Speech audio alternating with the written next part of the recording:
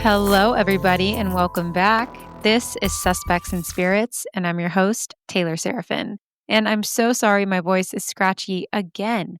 Again, it's all scratchy, vocal fry out the freaking wazoo, because 7-year-olds are loud.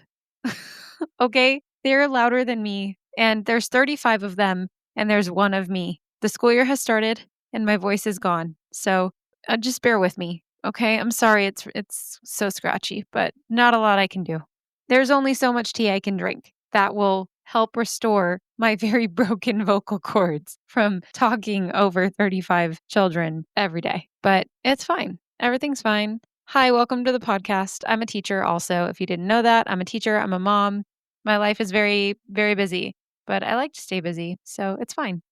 Welcome to this little baby podcast. Little baby. Well, I guess she's not much of a baby anymore, right? This is what, episode 15? So she's more of a toddler, toddling around, officially learning to walk, throw tantrums, demand snacks. And by snacks, I mean reviews. Go write some reviews, guys. In true toddler fashion, it's going to be louder, messier, more chaotic, probably with the occasional public breakdown. I'm sorry, I will crash out sometimes, just like I did last week about Yellow Jackets. Still not over it. I will never be over it. I'm real mad. So, yep. Anyways, we've graduated from, just babbling aimlessly into the mic to asking why every 5 seconds. Why are there so many murder cases? Why do so many white men want to kill people? Why are there so many angry white men? Why are all of these cases about mostly men? Why does no one believe victims when they say what happened to them? Why does no one believe in the paranormal? I want to know that too. Just why? Why? How come people believe in like God, but they don't believe in demons? That doesn't make sense to me. Or like ghosts, like spirits, Father, Son, and the Holy Ghost. It's right there. It's right there, guys. Sometimes ghosts aren't holy, though. What am I even talking about? Who let me have a microphone? This is why I don't do those, like, tell me a fun fact about yourself things, because A, it's awful. My butt starts to sweat and I forget how words work. And B, I say weird shit. I get nervous and I say weird stuff. So anyways, I hope you're all doing peachy keen, jelly bean. Extra cool points if you know who says that and what movie that's in. I know I said this before, but I love movies. Like, I'm such a movie slut. Tuesday was my husband's birthday. We went out to dinner with the kids. And then, of course, after they went to bed, I was like, hey, do you want to watch a movie? And of course, because I married him for his impeccable taste in cinematic art, he said, yeah. And when I say impeccable taste, I mean, it's wonderful. Before we ever dated, we worked together. And one day we got on the topic of movies. And he was like, oh, yeah, I have a huge movie collection. Like, I love movies. And I was like, bet. Only I didn't actually say that because it was like 2012 and no one said that yet. But when I finally saw his insane collection, I was truly in awe. Like, wow, is this love? Is this love? I think this is love. Holy shit. He had like 4 ginormous bookshelves just filled, packed with movies galore. I was very impressed. Normally when a guy's like, want to see my movie collection? The hard pass. No, I'm so good because we all know what that's code for. And usually their movies suck. But because I knew him and we had mutual friends, I was like, yes, absolutely. And also let me borrow some. And actually he did. He was nice enough to let me borrow some of his movies before we ever dated. And I had actually never seen the movie Mirror Mask, and he let me borrow it. I was in between houses at the time because college. And he told me, don't lose my movie. Like, do not lose it in your move. And I was so tempted to pretend that I lost it, like just to fuck with him. But I said, nah, I'll give it some time before causing palpitations. So I didn't lose it and I loved it. It is a great movie. If you've never seen it and love a good, like weird fantasy movie with a plot that will make you kind of think a little bit, I highly recommend. The other one he let me borrow, I had seen it and I really, really liked it, but I didn't own the movie. So he let me borrow it. And that was The Imaginarium of Dr. Parnassus, starring my late husband, Heath Ledger. May he rest in peace.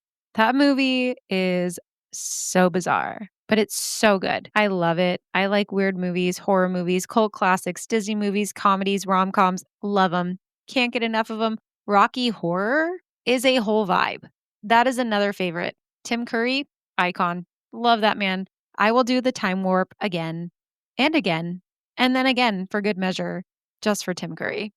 So if you have any good movie recommendations for me, hit me up. Let me know.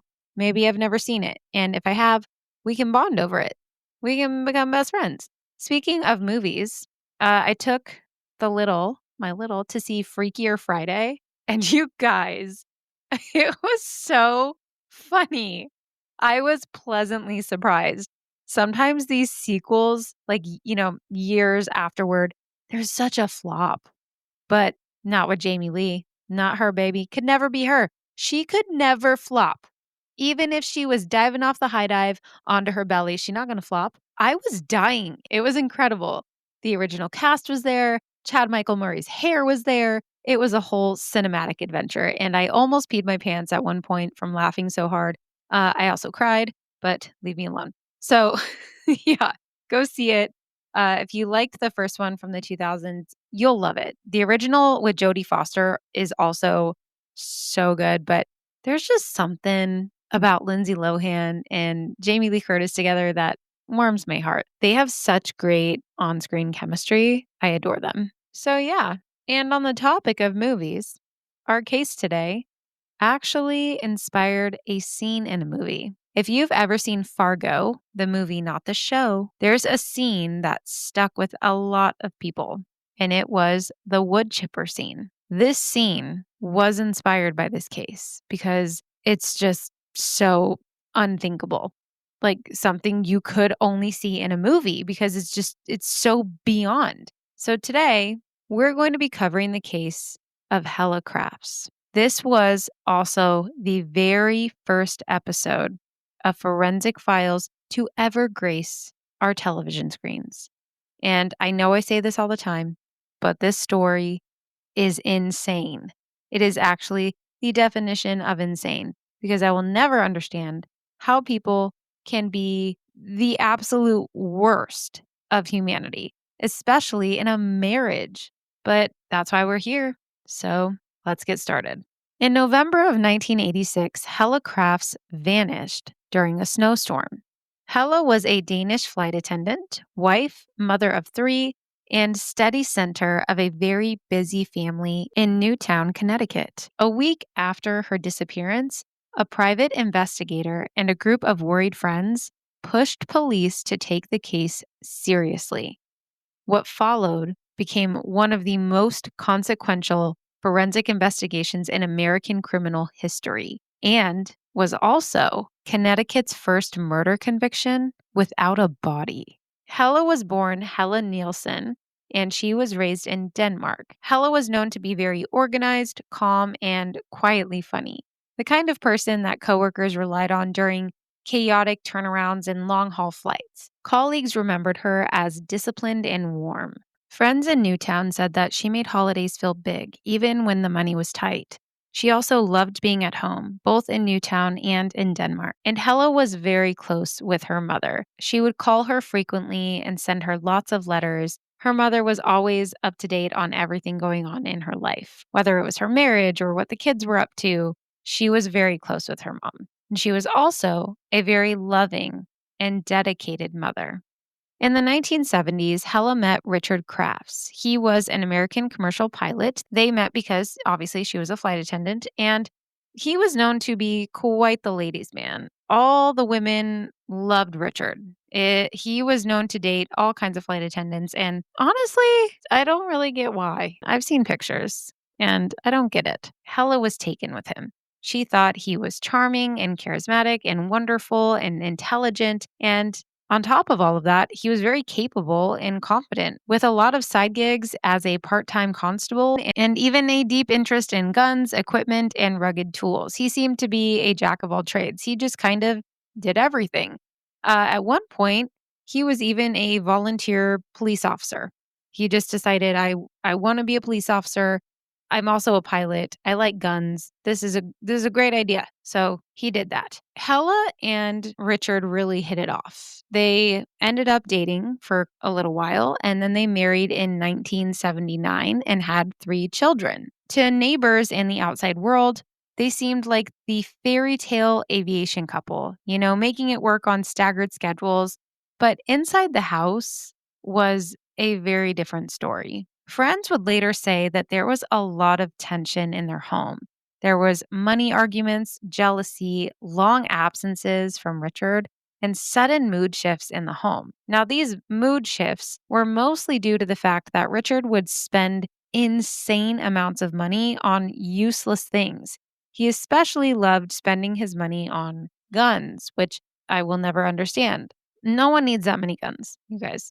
Other than the frivolous spending for his tiny make believe army, Richard also had some other interests, like women, other than his wife. So that's not great. By 1986, Helle was catching on, and she suspected that Richard was having an affair with another flight attendant, something he had been known to do in the past. She confronted him after noticing some very suspicious long-distance calls and weird patterns in his schedule that matched the textbook definition of an affair. But instead of sitting by or doing something irrational, like buying insane amounts of guns or a wood chipper, she decided to be more methodical in her approach. It was then that Helle did 2 things that would matter later.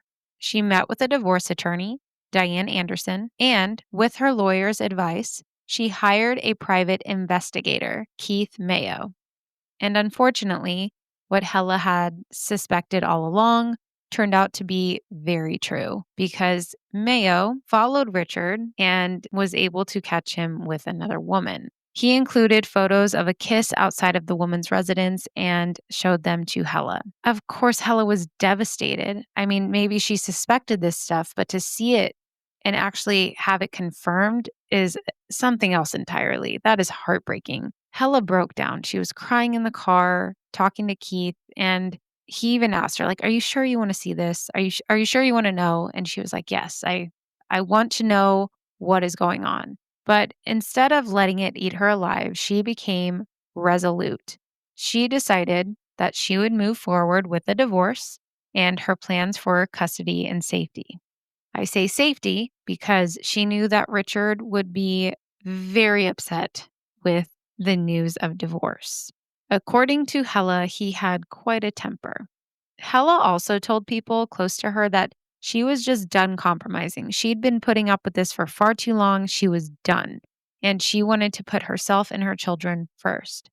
In letters to her mother in Denmark, she wrote very plainly about the marriage, including that she had told Richard she wanted a divorce. Those letters were very simple, very matter of fact, and aimed at reassuring her mother that she was okay, but she knew what she wanted to do. And this would become a big part of the narrative later. On November 18th, 1986, Helle had worked a long international trip and returned to New York. A colleague ended up driving her home late that night as a major snowstorm was building up. And that was the last time anyone saw her alive, because when morning came, Helle was gone. And the live-in nanny, Dawn, was very confused by this. Their nanny's name was Dawn Marie Thomas. She lived with the Crafts family, and she knew their schedule inside and out, up and down, backward and forward. In the early morning hours after Helle arrived home, just before sunrise on November 19th, Dawn heard a heavy thump. And when she got up to investigate what it was, Richard told her not to worry and to go back to bed. Later that morning, Dawn awoke to see that severe blizzard conditions had formed outside, which she knew would keep most people home for the day. So she was pretty prepared to just stay home with the kids and Richard and Helle while they sorted things out. Now, I'm not from a snowy place. I live in Arizona. I'm an Arizona native. But I hear that these blizzards on the East Coast are no joke. Like, people get snowed in. It's extremely dangerous to attempt to drive in them. And a lot of people just hang out at home if able to do so and avoid the roads. So this made sense to me when I read it. What didn't make sense is that Richard said Helle was gone, that she left. She flew to Denmark to go visit her mother in a blizzard, apparently. Also, I've never flown in a blizzard, but I don't think that they do that. When weather conditions are really bad, usually flights are delayed. So this struck Dawn as very strange. Dawn was like, "No, I know she came home last night. Like, where is she? She came in late. Then I heard that thump. You told me to go back to bed. Like, where's Helle?" And he said, "No, no, she did come home, but then she decided she was going to go visit her mom. So she went back to the airport and she booked a flight to Denmark." Dawn was very confused, and I don't blame her because that doesn't add up to me either. So that was strike one. And then the next part made Dawn even more concerned because Richard insisted on driving Dawn and the children to his sister's house in Westport in the middle of a blizzard. So this timing felt very off to Dawn. The urgency in which Richard wanted to leave was just odd. So that was strike two. And then over the next few days, Dawn would begin to notice some very unsettling details inside the house. Among these were a large grapefruit-sized dark stain in the master bedroom carpet, and then a section of that carpet just suddenly going missing. Dawn also mentioned that Richard became obsessively clean. He started cleaning and methodically tidying all the time, which was very out of character for him because Helle and the nanny did most of that housework. Richard never lifted a finger when it came to that stuff, and now suddenly he's cleaning all the time. And then by far, the strangest detail was a brand new large freezer that had just appeared seemingly overnight and then disappeared just as fast. So that was strike three. Dawn was feeling very uncomfortable with all of this, and those observations of hers became crucial in this investigation. Now, of course, Richard just tried to continue to explain that Helle's absence was nothing to be worried about, and then went on to explain Helle's absence in several different ways. To some people, like Dawn, he mentioned that Helle had flown to Denmark to see her ill mother. To others, he said that she just simply left, just up and left, and no one bought this. Helle's friends didn't buy it, nor did her attorney, Diane Anderson. So Diane Anderson decided she was going to call Keith Mayo, the private investigator that provided the details to Helle about Richard's affair. And on December 1st, Mayo and Helle's friends rushed the police to take a missing persons report, escalating to the state attorney and ultimately the Connecticut State Police. That pressure, especially from Mayo, was a turning point. Now we fast forward to December 26th. Helle is still missing. She has missed Christmas with her children. She had not been home since November 18th, when her colleague drove her home after that late international trip. So on December 26th, Richard was out of state for business, and the state troopers decided they were going to search the house because the pressure, not just from Helle's friends and Keith Mayo, but also the nanny, was starting to make more and more sense. Helle was officially a missing person, and it had been far too long for her to be without her family and her children. So something was wrong. State troopers got permission to search the house, and when they went inside, they saw exactly what Dawn had mentioned. They saw a cut-out carpet section in the master bedroom.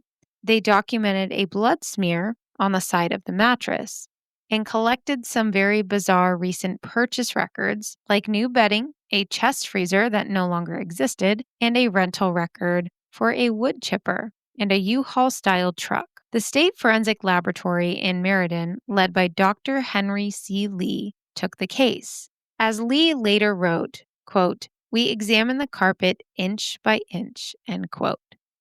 Now, this piece of carpet had been recovered from a dump. They ended up finding it. But unfortunately, it did not test positive for any blood. And just when the police and investigators were starting to think maybe this really was just a case of a woman, leaving her husband, they had a break in the case. Joseph Hine, who was a South Bury town snowplow driver, remembered something from the night of the blizzard and came forward to the police. Around Lake Zoar, near the Housatonic River, Joseph Hine said he'd seen a truck with a wood chipper attached, parked oddly close to the water's edge in the middle of the storm. When police took him back to the spot and searched the riverbank, they started uncovering some very disturbing materials. When Joseph had led the police to where the U-Haul was at the water's edge, investigators collected a surplus of forensic gold. Of the things collected were 3 ounces of human tissue, bone chips, 2,660 bleach blonde hairs, a fingernail with pink polish, a human tooth with the crown still attached to it, and type O blood on material consistent with tissue. They also recovered metal fragments and colored fibers intermixed with wood and plant matter, exactly the kind of heterogeneous scatter that you would expect if something organic was being blown out of a wood chipper onto a riverbank. Back at the lab, Dr. Lee's team used classic pre-DNA serology. They typed the blood from the mattress smear and from the tissue found at the riverbank. Both were type O.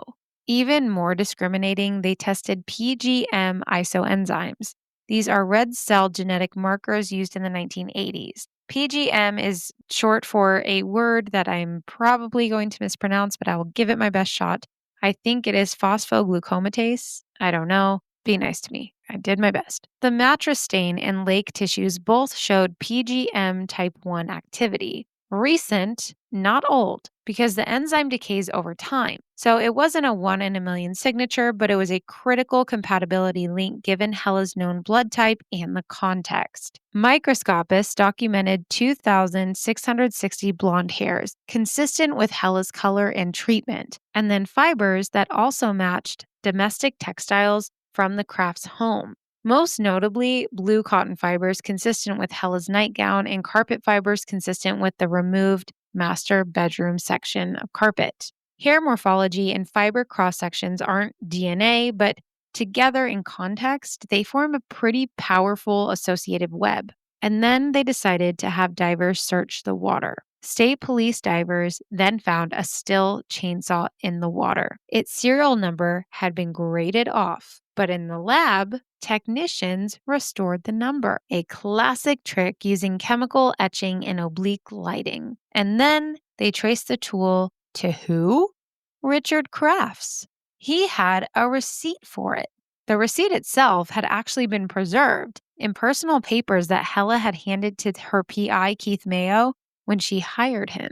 The chainsaw carried human hair and blood consistent with that of Helle, and you would think that having her DNA on the chainsaw would provide enough evidence for an arrest, but investigators and the prosecution team knew they needed more. And this is where that tooth they found at the scene becomes so very important. It became a pivotal piece of evidence. The forensic dentist compared that recovered tooth with the crown still attached with Helle's dental records and concluded it was, without a doubt, Helle's tooth. The match was indisputable. And without a body, the prosecution needed irrefutable evidence that Helle was in fact dead and not just out of town as Richard claimed.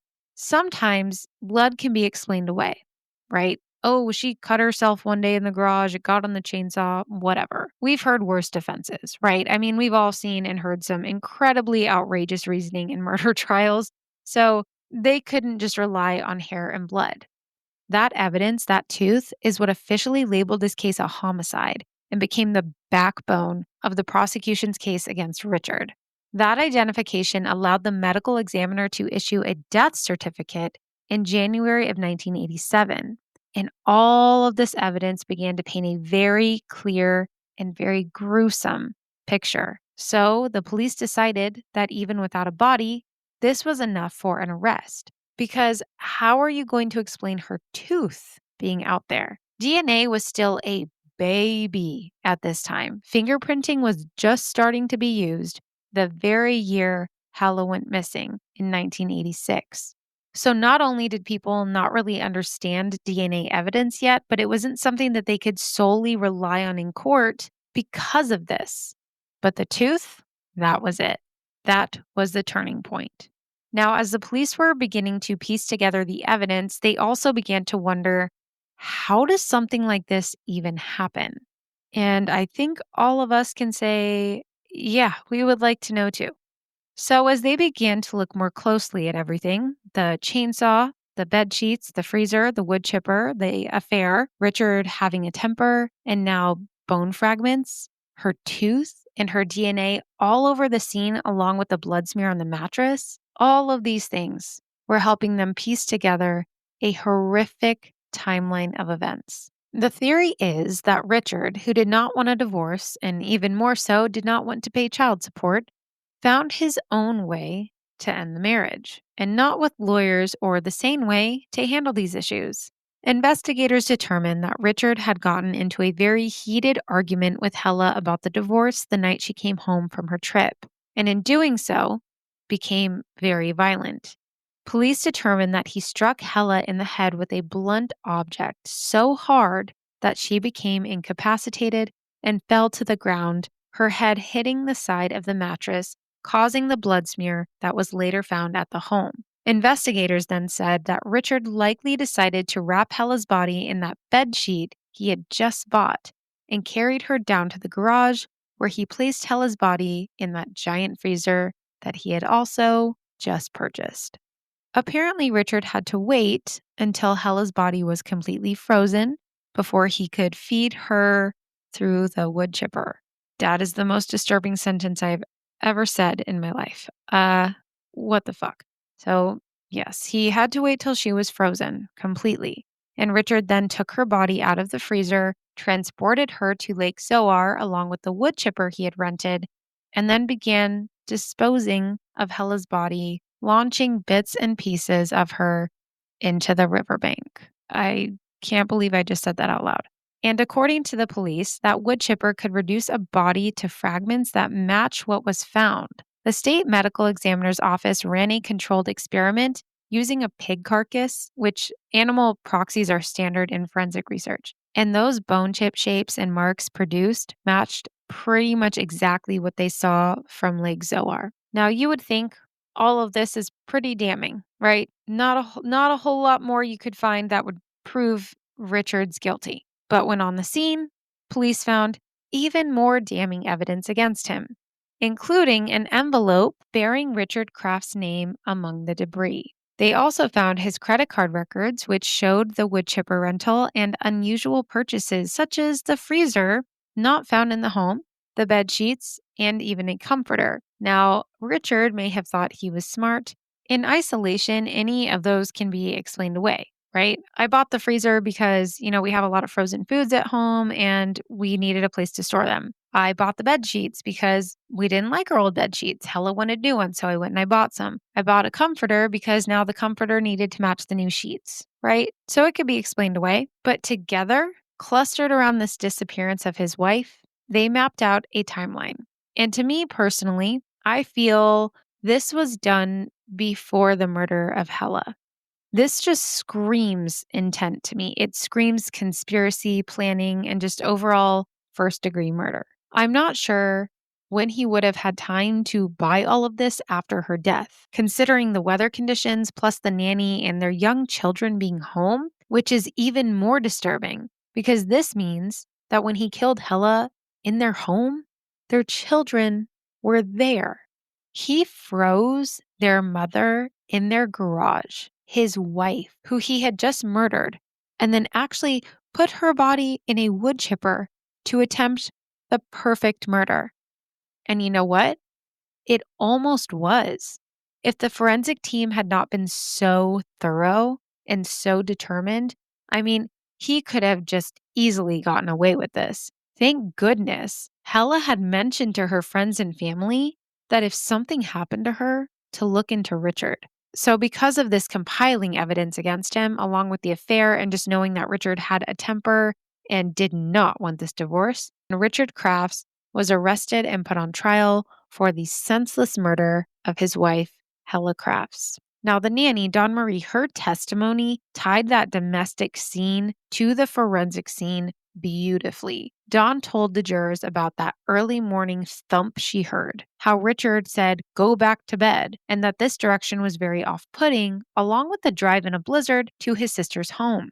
She also told them about Richard's claims of Helle being out of town. Typically, Helle would mention to the nanny if she was going to be gone for long periods of time. She also told the jurors about that carpet stain and how soon after the missing carpet piece made her fear that the worst had happened. And then, of course, the sudden cleaning and the freezer that appeared and then just vanished. These tiny household scale details were the scaffolding of a timeline. They also helped cut through speculation because Dawn was living in the house and had no motive to exaggerate. In the first trial, which happened in 1988, they actually ended up moving it due to publicity. It was a circus. Everybody wanted to know what was going on, and as often happens when media gets involved, the jury can be persuaded, which can affect the trial. So they had to move the trial to a different location.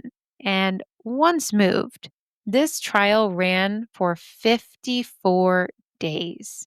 And after 17 days of deliberation, one juror held out for acquittal, and the judge had to declare a mistrial, which to me, those weird purchases, that was enough. The wood chipper, the fragments of her body being found, I mean, that was it for me. But this case is a reminder that cases like this, where there is no body, even with strong forensics, are very hard to sell. But regardless of this, the state retried Richard Crafts in 1989. This time, the jury deliberated just hours before returning a guilty verdict for murder. And the court sentenced him to 50 years in prison. Yep, not life or anything along those lines, just 50 years. And just 5 years ago, in 2020, Richard was released to a halfway house under statutory good time rules. You know what wasn't a good time? When he murdered his wife and the mother of his children in the most obscene, gruesome, and barbaric way possible. Truly, this is like something you would see in a horror movie. That's why it was in Fargo, because there is no world, no realm at all where this is a reasonable reaction or something that seems possible in any way. Like how? Just how? How do people become like this? I need to know. If your spouse doesn't want to be with you anymore, you get the divorce, not the wood chipper. I will never be able to understand this. The logic, it's just not there for me. I don't know. And I try to keep in mind that Richard was in his 80s when he was released, probably not going to kill anyone at that age, but it's the principle for me. Because who didn't get to live that long, who didn't get to see their children grow up and see their sweet little faces light up with each birthday or holiday? Their mom, your wife. And you also took your children's mother away from them simply because you are selfish. You robbed those children of their mother's love and a normal childhood. So 50 years for me, personally, not nearly long enough. I'm sorry. And it's true that cases like this often get swallowed by their defining signature, the wood chipper, for instance. But this story here, it's really about Helle, not about Richard. Helle was a patient professional. She was a wonderful flight attendant, a wonderful mother. She was a woman who spoke and seeked the truth, who wrote to her mother and took steps to protect herself and her children. And that is very admirable because knowing Richard had a temper and knowing he would be upset, she still said, absolutely not. I will not put up with this. And you know what? You should be able to do that. You should be able to go to your spouse and say, I want a divorce, and not be brutally murdered. That is insane. And this story also wouldn't be where it is now without that nanny who really saw all the red flags and noticed what didn't fit, and she spoke up. And I mean, that forensic team, you guys, oh my goodness, the patience. They were patient enough to build a case on one hair, one fiber, one enzyme at a time until the fragments aligned into a picture a jury could actually see. I love when science does its job, when it solves cases like this, because this is why we have forensics. So thank goodness for that. And I truly hope that Helle's mother and her children were all able to find some kind of closure or peace. But I mean, I truly don't know how you could.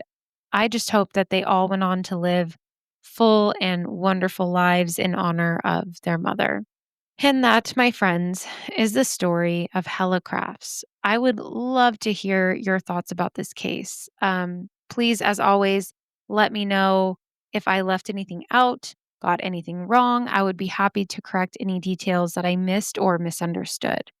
And of course, if you have any cases that you would like me to cover, send them my way. I have had a lot of you reaching out to me, DMing me, asking about some local cases and then also some heavy hitters. Trust me, guys, trust me. I want to do them all. I think the smallest cases deserve just as much, if not more, attention than the big ones. I think it's important to get that information out there, especially if they're cold cases. I will say, though, there are some heavy hitters I will just never cover. Some like big sensationalized cases that I'm not going to get into. Some are they're just too sticky for me, too messy. I will probably never cover Gypsy Rose. I know a lot of you guys are like, "Hey, what do you think of Gypsy and what all this stuff with her baby?" I don't think I will ever cover that, you guys. That is a very layered case and with just so very much to unpack there. But our main guys, unfortunately, many of them being actual guys, I will cover eventually. Okay. Just not right away. Someone reached out recently, asked me to cover Eileen Warnos. Of course. Okay. I will absolutely cover her. Her story is very interesting. It's also very sad, though. So there's that kind of balance that we have to find. Okay. Because these were people, innocent people, before they became monsters. So let's keep that in mind. You feel bad for the child, not for the grown up, not for the criminal. Right. So, yeah, I'm going to cover as many as I can, but not yet. Unfortunately, there is a surplus of true crime stories because people can really suck and parents can really suck, and the human psyche is extremely fragile. So don't worry. Okay. I plan on doing this for a long time and I will cover a stupid amount of stories. And on that note, if you have any paranormal cases, send those in too. I love a good cryptid. I love all the spooky stuff. Send it my way. I don't care if it's vampires, werewolves, aliens, everything. You hear about a paranormal story that you think I should cover, send it to me. I will research it like it is my dissertation for my PhD. I will do that just for you. And I know I say this every time, but please go rate, review, and subscribe. We are so close to 1,000 downloads, you guys. Like maybe one more episode. I can't even believe it. I started this podcast as a side project, just like a little hobby, little passion project, and it's really taking off. So thank you to all the strangers on TikTok supporting me, DMing me, engaging with my content. You rock. It is crazy how starting something like this, whether it be a podcast or a business, really shows who's in your corner and who truly supports you. So thank you to everyone for the love and encouragement and for putting up with my scratchy voice today. And please share this episode. Repost it on Instagram, TikTok, wherever. Now that we can repost on Instagram, go do that. Go press the button. I'm sure I posted a video today in the future of this case. So go repost it. And while you're at it, if you're a TikTok follower who has an Instagram, go follow the podcast on Instagram.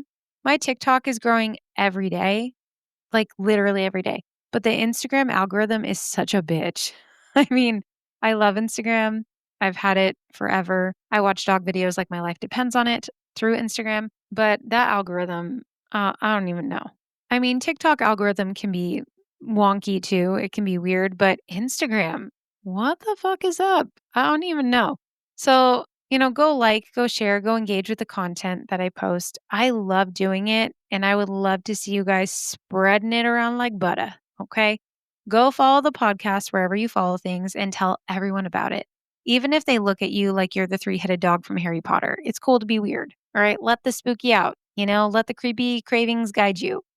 And go get some merch from the website while you're at it. Just head on over there, go get some stickers, go get a hat, cute little shirt. Once it starts getting a little cooler outside, I will put some sweaters up on the website for purchase as well. I have some designs a brewing for you. And of course, guys, don't forget to send in your stories for booze clues. I love them so much. Please keep them coming. And as always, remember to trust your lizard brain. Until next time, goodbye.